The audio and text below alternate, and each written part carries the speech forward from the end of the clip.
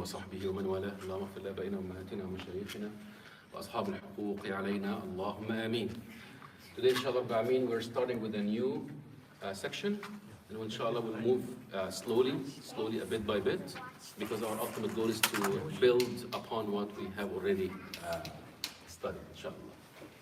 So before we start, this one exception. If you recall last time when we were talking about al-idgham al-lam al-sakina in the next letter, you remember it was mudghama. It can be coming from a fi'l or an ism or a harf.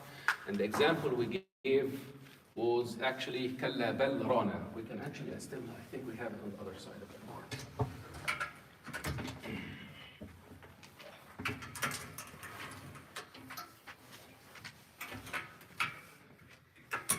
Can you see it? Yeah. Remember this exception from last time? We said there is what here? There is, what does sin mean? Sakt.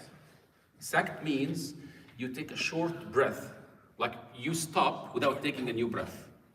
Because usually when you stop, you take a full breath. For instance, you say, Alhamdulillahi Rabbil Alameen, Ar-Rahman Ar-Rahim. For the beginning of each new ayah, you take a new breath. Sakt means you stop without taking a new breath. So we said this actually here, technically there should have been an idgham, because we said bal and hal, when they are followed by a ra, the lam tudgham fi ra. But because there is a sakt here, then this is an exception to the rule. We don't do the idgham. That's why we would say kalla bal rana ala qulubihim, right? Brother Ahmed Nader reminded me, there are 4 saktat in Qira'at Hafs. There are 4 saktat which are mandatory, and 2 of them are, and then 2 additional ones which are jaizin. You can or you cannot do them. Kalla bal rana ala qulubihim is one of them, and it actually, when it happens, it becomes an exception to the rule of idgham. There is another one that has basically applied to us, but we didn't say it in the past. Now that we talked about this exception, the other exception in Surah Al-Qiyamah, وَقِيلَ مَنْ رَاقٍ. You'll find a scene also here. Surah Al-Qiyamah. If you have Surah Al-Qiyamah, open it up. The first person to tell us the page number and the ayah. وَقِيلَ مَنْ رَاقٍ. You find it? Huh? Surah Al-Qiyamah. 578. ايه رقم كام يا عبيد؟ 27. Page 578, ayah number 27. So if you look at the word man raq, what do you see on top of the noon? Here, in the Mus'haf. Did you find the scene? The scene means it is a sakt. So imagine there was no sakt, and we have a noon sakina, and it is followed by a ra. What would it be? What would be the hukm here? Idgham, ahsant. Idgham min ghayri ghunna. Remember, this is again, noon sakina and tanween. If they are followed by yarmalun, it's idgham. La man ra is idgham min ghayri ghunna, and yanmu is idgham with ghunna. So if there was no sakt here, you would read it, وَقِيلَ مَرَّ. Now, this would change the meaning of the word. Now you're merging them together to the point that you are changing the meaning. That's why in the recitation, which is transferred to us from Rasulullah sallallahu alaihi wasallam, there is a sakt here. So you see, وَقِيلَ مَنْ رَاقٍ. So in that case, is there idgham? No. So the sakt here is an exception to the idgham rule for nun sakina. Exactly as it was an exception for idgham of lam bal in the ra. Just wanted to highlight this because last time Brother Nader alerted me to it. Is this clear? So when you see the sakt, it is the other 2, so those are 2. There is another one in Surah Al-Kahf, we talked about it in the end of the first ayah. Alhamdulillah alladhi anzala ala abdihi al-kitaba wa lam yaj'al lahu iwaja.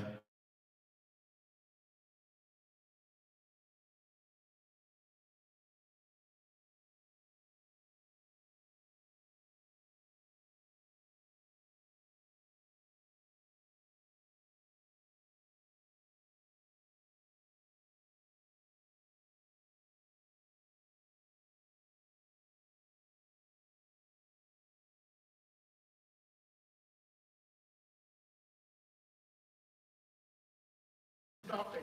You can stop, fully stop, but if you're continuing to read, you have to make the sect. Right. You have to say وَقِيلَ مَنْ رَاقٍ. Wrong. The wrong way to do it is saying وَقِيلَ مَنْ رَاقٍ, making the idgham. That's wrong. Or here you say كَلَّا بَرًّا. That's wrong. Okay? So let's get to today's section, inshallah.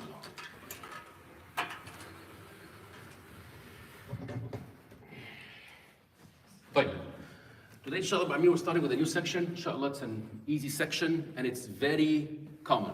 And I'm trying to focus on I'm trying to start with the sections which are actually happening very frequently in each ayah or in each page you read in the Mus'haf, so that you master most of the Tajweed, inshallah.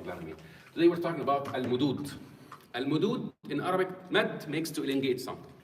So it's basically reflecting elongation in the voice that you make when you are reciting the Quran for certain letters. And these letters are usually called huruf al-mad. Huruf al-mad is compiled in the word Y. Waw, or wow, because it is alif and ya. So these are huruf al-mad. And everything we're talking about mad, inshallah, this time and the next time and time after it, inshallah, will be some shape or form related to huruf al-mad. Why? Okay? Why? So, al-mad in general, you can look at it as being classified into two major types. One of them, the first one, is called al-asli, primary, wa mulhaqat, things which are ancillary to it, that are associated with it. And it's called primary because it's basically, it doesn't need a reason. There is no reason for the mad. It's part of reciting. It's natural to read it. And that's why the most common type of it is called tabi'i, natural, because it's natural for any person reading or speaking in Arabic to make this mad. There is no specific reason for it. It is just part of the reading of the Arabic language. So this is called primary or asli, wa mulhaqat. Mulhaqat means things ancillary to it. And then the second part, the second main category is far'i, secondary. And that has to have a specific reason. And most of the time it's either hamza or sukoon. We'll get to the details, inshallah. So if you want to think about mudud in general, two main classes. Al-mad al-asli, primary, and al-mad al-far'i, the secondary. The secondary always has a zaman of more than 2 haraka. In the mad, it's all about the zaman. It's all about the timing. It's all about how long you say it. Because the different types between the mudud, the differences in the reasons for making the mad leads to differences on how long you make the mad. So for instance, I can say, that's mad. But if I'm reciting the Fatiha, I have to say, وَلَا الضَّالِّينَ. Do you see the difference? Because those are two different types. So one main thing we'll be emphasizing as we go through the mad is the length. Zaman al-mad, how long? And we said that zaman, when we say haraka or a movement, it's basically the time taken to pronounce a letter. And the scholar used to make it like you count. 1, 2, 3, 4, 5, 6. Okay? So primary and secondary. Okay? We don't have to worry about the secondary today. So I'm going to take it out to simplify what we're talking about.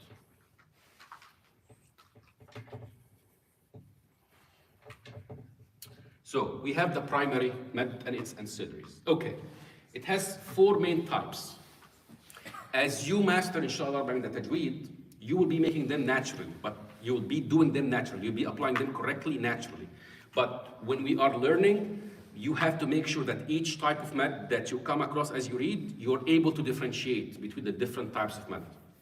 Now, al-mad al-asli is classified into the basic one, which is natural, tabi'i, and then 3 ancillary types, which are very similar to al-mad al-asli.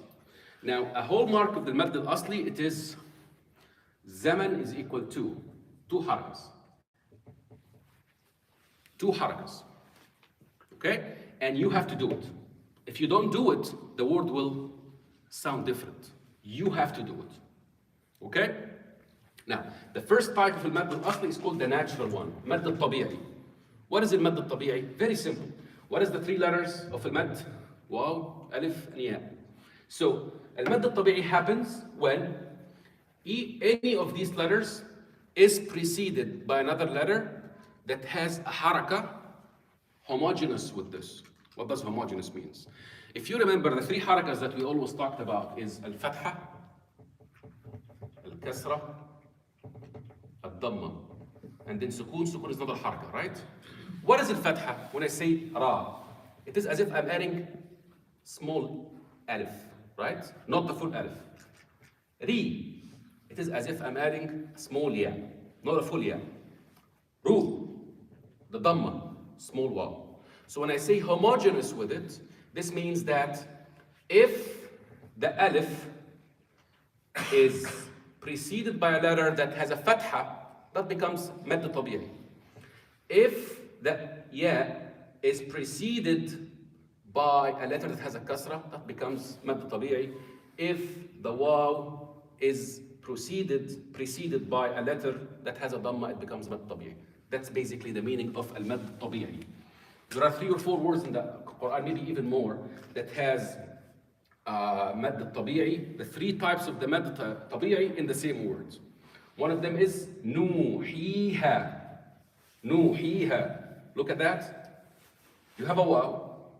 It's preceded by a noon which has what? Huh? What is it called? Dhamma. So that's a mad with waw. And then you have a ya that is preceded by what?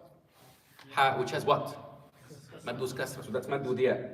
And then you have an alif which is preceded by a ha which has a mad with fath. Sorry, fath. So that's mad with alif. So nuhiha. What is the zaman? What is the time? 2. Everything we're talking about today, the primary is 2. Another example, utina. This is also a mad with waw because it's preceded by a hamza, which is actually gonna come into this example as well. This is a mad with ya because the ta has a kasr, and this is a mad with alif because the noon is preceded by the noon has a fatha. Simple. 2 harakas. The 2 mistakes that people do, they either go to extremes. They either say uti, no, that's too long. Utina, utina. And some people do it very quickly. Utina, no. Utina, then there is no o. Wow. You miss the mad. Okay? That's the mad at-tabi'i, natural. Because anybody who's speaking Arabic well, that should be natural for him or her to say it. This is the asli. Huh? What do you mean by equal to 2? Zaman. Zaman, the time. Time of mad. How long? If I'm counting, if I'm saying nu, hi, ha, nu, I don't say nuhiha, no. I don't say nuhiha, that's wrong. And by the way, al-mad, if you listen to the reciters who are the younger ones who have been coming on the, have become more popular in the last 20 years or so, this is one of the places where they always miss the timing. You want to know how, basically how to perfect this? Go back to the old Qurra, Sheikh Abdul Basit Abdul Samad, Sheikh Al-Husari, Sheikh Al-Binshawi. You can time it. 2, because as we go through the mad, you'll find that 3 types of mad. There are sometimes it's 2, sometimes it's 4, sometimes it's 5, sometimes it's 6. So if you start messing up the zaman, the time that you take for making the mad, you're actually changing the mad from one type to the other, which is not correct. Is this correct? Sorry, is this clear? So 2. Now we start getting to the things which are related to al-mad al-tabi'i. The first one is called mad al-badal. Badal, something to badal something means replacement. And this is a special case for al-mad al-tabi'i when the letter coming before harf al-mad is the hamza. Amanu, hamza and then alif. Hamza was fatha. Utu, hamza was dam, then followed by a waw. Imana, hamza was kasr, followed by a ya. This is called mad al-badal. It's called badal for some there is a reason behind it. Technically, this was amanu was actually 2 hamzas, and the Arab do not put 2 hamzas where the second one is sakin. So they replace it with alif. That's why they say it badal, because you remove the second hamza and you put harf mad. So that's why this is where the naming, basically the name is coming from. It's called badal because technically this was two hamzas. This was two hamzas. And because the Arabs, when they read, they don't put two hamzas where the first one has a haraka, and the second one is sakin. So they replace the second one with harf maddi. And that's why this mad became called mad al-badal, because this harf of the mad is a badal of a hamza that was removed. You don't have to know this. What matters is when you're reciting, I will ask you, if I see one of these, what is the type of the mad here? It is badal. What is it is related to? What is the big category? Big class, it's asli. What is the zaman? It is two harakas. So far we covered natural, tabi'i. One of the first ancillary ones is al-badal, replacement. And then the next one is called al-iwad. Ahmed, question on this one. Practically it's the same, right? Practically the same. Because It's just it's a special case of this one where the letter coming before the alif, before harf al-mad is a hamza. Okay, but the rule of harf al-mad preceded by another harf here, it's always hamza, but it has the homogeneous haraka as Exactly. well. So it's the same thing. So basically you can say that this is a special case of this. Because the harf that came before the harf of al-mad is harf al-hamza. Okay? Why did the scholar differentiate between this and this? Because of, yeah, go ahead, sorry. So how would you read it without alif and with alif? So if there was no alif, how would you read it? So if there was no mad, if I read it wrong, I would say amanu. Amanu. No, it's amanu. Here, if there was no waw, I say utu. But this is utu. Right? So this is, see the time, the difference in the timing. Mad is all about timing. How much time you spend on huruf al-mad. Okay? So, tabi'i, that's the main one of the primary types of mudud. First type of ancillary, and we say ancillary because they are still mandatory. You will have to do them anyway if you're a natural speaker of Arabic. And they are also, their zaman is two, they're two harakas. The next one is called iwad. Iwad means a compensation. You're compensating for something. What are you compensating for? You're compensating for a tanween with fath. And then, rather than completing your recitation, you stop on it. So, if this, let's say for an aliman hakima, for instance. If I were to continue reading, I would say, aliman wa kana Allahu aliman hakima, aliman hakima. What is the hukm of this tanween, by the way? Izhar, yes. Aliman hakima, right? Now, what if I want to stop here? What would I do? Would I recite the tanween? No. But this was tanween with fath. So I have to compensate for this fath that I missed. What would I do? I would say alima. What did I do? I added an alif with mad with zaman, two harakas. Ahada. Ma'a. And this sometimes people miss it. Why? Because you're expecting for all the tanween was fath that you're always this additional alif. No, this is not how the Quran was written. There is no additional alif. So you have to be alert to this. So if we say ma, this is wrong. Ma'a. So if you don't say the fath, then you miss the. You have to put this. Ma. If you stop on it, all of this is if you stop. Okay. عند الوقف يثبت. Let's say this.